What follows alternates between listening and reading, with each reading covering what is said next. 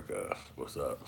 See me just kind of holler at y'all a little taste. I'm sitting over here chilling,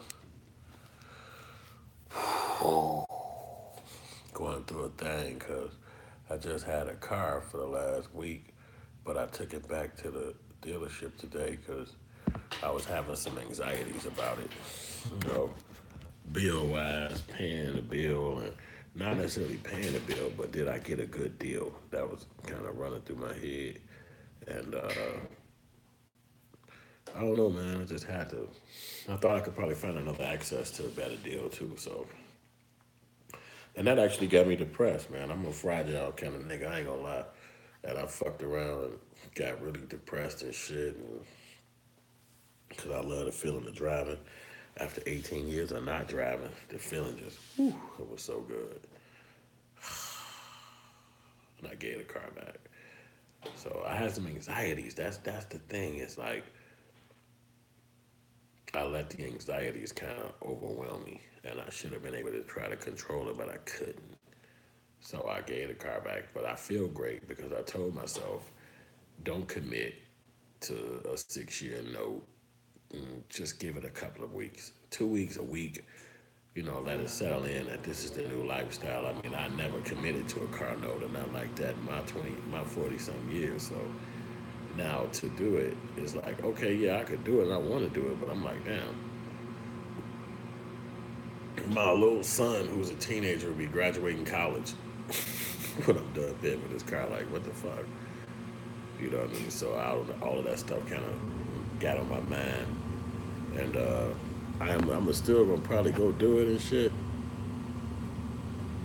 Y'all remember these from yesterday. I was fucking with these. I'm still going to probably go do it. But let me give it a week or two before I actually commit. So that's that. And in the meantime, in between time, I'm going to just stay focused and keep creating and keep bringing up, coming up with this dope shit like every day. You know what I'm saying? That's my mindset. Because I was really tweaked out about all of the idea of having me a bill and car note and all that shit. I wasn't used to it, but I really want a car. I really need a car. So, you know, and everybody got fucking cars. I mean, I basically went without a car for my whole 20s and 30s. I was out here wild. I mean, there's probably people who had way wilder lifestyles my ass had, but I'm happy that that ain't my life no more. But sometimes I fall into little depressions and shit, and I have to fucking come out of them and shit like that. You know what I'm saying? It's rough though, because today was rough. Started off with a fucking headache, and then yesterday was even rough. It ended with a headache. It's like, what the fuck, man? I'm seriously, sometimes you be going through it. And so,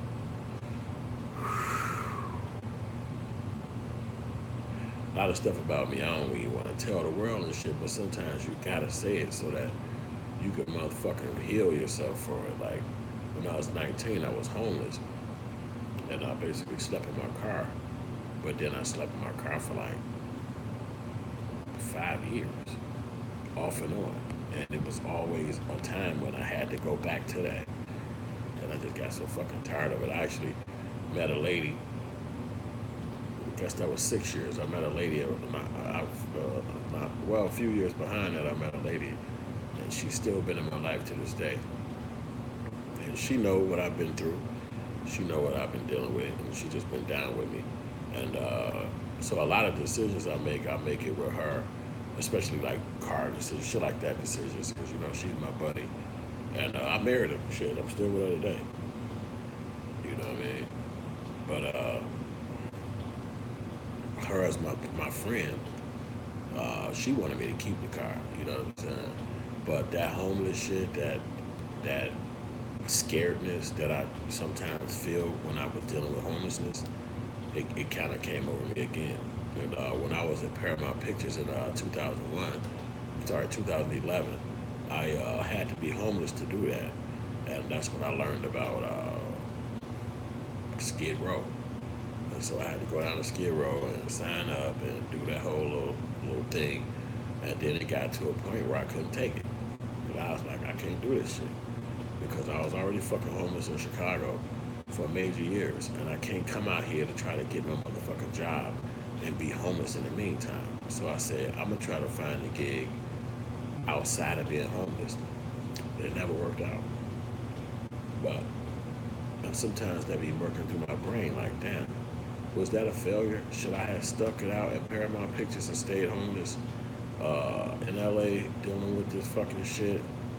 Would my mind be able to deal with that shit after being homeless so long in Chicago and all the shit you had to deal with being homeless?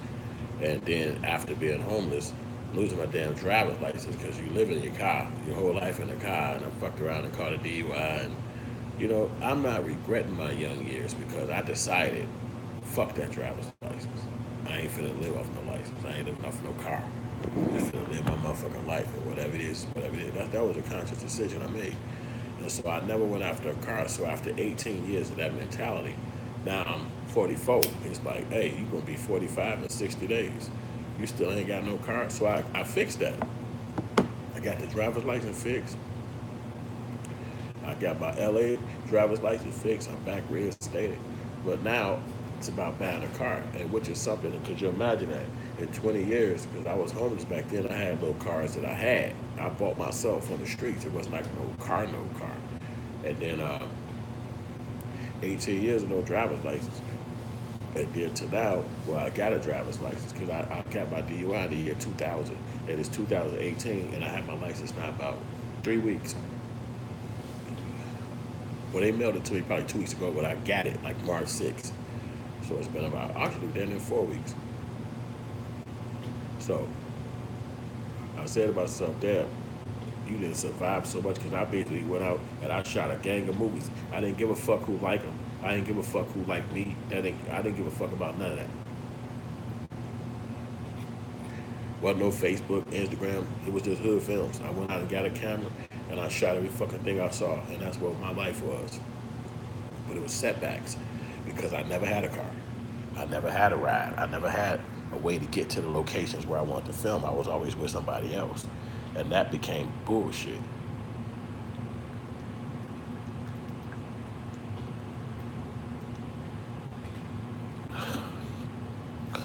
Because a year after year of not driving, you know, I lost a lot of friendships and it just became like, hey, me and a lot of motherfuckers don't even talk no more. I was what you call needy. I needed a fucking person to drive me around and all that bullshit. So now, getting a car, and I had it, and it was fun driving that bitch, but committing to the 6 year note was like, whoa. Not that I can't afford it, but do I still want to be paying for a note for 5 years from now? I'm thinking about that shit like, whoa. They only give you 7 days to decide. So I took the motherfucker back like about the 6 or 7 day and was like, let me get a couple of seconds to think about it because I just been living without that kind of shit for so many years. Every day I see people with cars, motherfuckers even younger than me, little cousins and shit. Everybody got cars, but I'm sitting back. I had cars obviously, but I sold them all by now. And it's like, hey, am I ready to commit to that? So talking to my baby girl, my Dina, my love, she said, hell yeah. What you talking about? Come on, you can do it. So they told me you got 30 days before you can come back and pick the car back up. But I said, that's cool. Give me a break. Let me think it out. Let me stack up some paper. Let me remind myself that this is a new world I'm going into. So I don't have to be nervous and scared and feared. I'm not homeless. I'm not living in a car. I don't have to live in this car in the future. Because that was one thing that scared me. It's like, I had got a Toyota Corolla. It's a 2016. And it's so small in the cabin where the driver sit. It's like, I'm used to having space. Last time I was in the car, I had to sleep in this motherfucker. Even when I went to the Bay Area in Cali in 2014 and I did those documentaries, I slept in a motherfucking car every single damn day. And that shit was horrible. It's a bitch because in the Bay Area, it get cold in the motherfucker in the middle of the night. I'd be freezing, my nigga. It gets stupid cold. And you outside and shit, and then motherfucking police come to my we had to move eventually. And in the daytime, it's so motherfucking hot.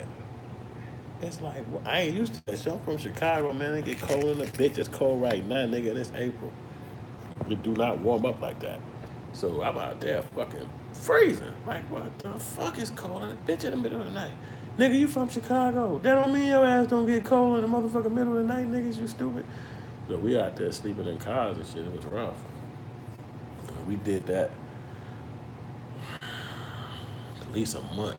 I did that in the Bay Area, and I liked it. I did it more than one time too, because I went and did two documentaries. I think I did 2012 and 2014 out there making those projects, and they on Without a Box or some shit like that.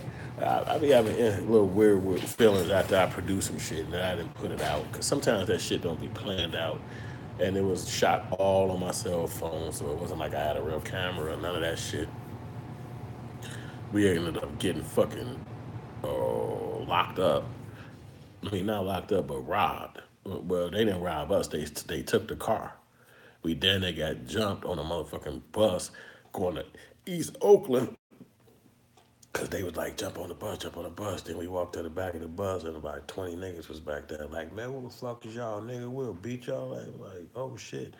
Trying to jump back up off this bus. Everybody sitting up drinking. It was crazy. But that was the day, and that was me filming and shit. But, I just think sometimes about those eras and those time frames in my life, and I'm like, was I ready to commit? I think I am. Is it commit phobia? A car note is so simple. It's like everybody got cars. What the fuck you talking about? Why you can't car note, nigga? Like I just didn't. I just got spooked. But I ain't scared no more. I'm gonna do what I gotta do. So that's me. That's your boy Hood. I'm done talking. Hey, maybe you can give me some words of advice. Hit me up on this, boy.